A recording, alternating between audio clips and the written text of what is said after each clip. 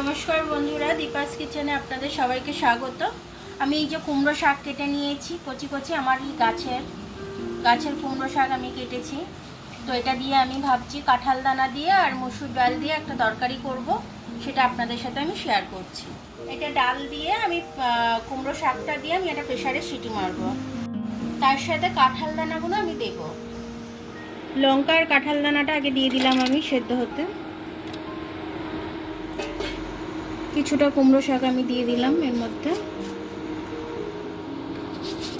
ডালটা আমি দিয়ে দিলাম।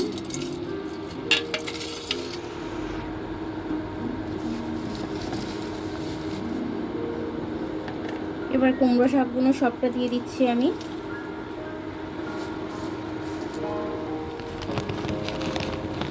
স্বাদ অনুযায়ী নুন দিয়ে দিচ্ছি, একটু হলুদ দিয়ে দিচ্ছি, উপর থেকে একটু আমি জল দিয়ে দিলাম।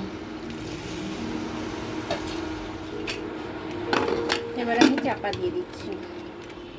প্রেসার কুকার ঢাকনাটা খুলে দেখলাম এরকম ঘনত্ব হয়েছে। এবার স্বাদ লাবো আমি এটাকে।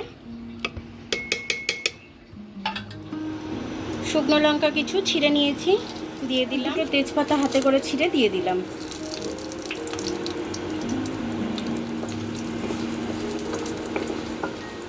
এবার আমি একটু জিরে দিয়ে দিলাম। জিরেটা এর থেকে আর বেশি ভাজবো না, তাহলে পুড়ে যাবে। এবার আমি ডালটা দিয়ে দেবো এর মধ্যে।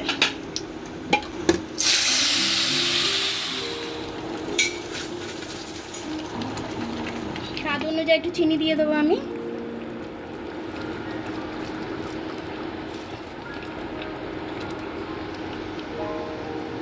এবার আমি এটা ভালো করে একটু নেড়ে নেবো, নেড়ে এটাকে একটু হতে দেবো আমি।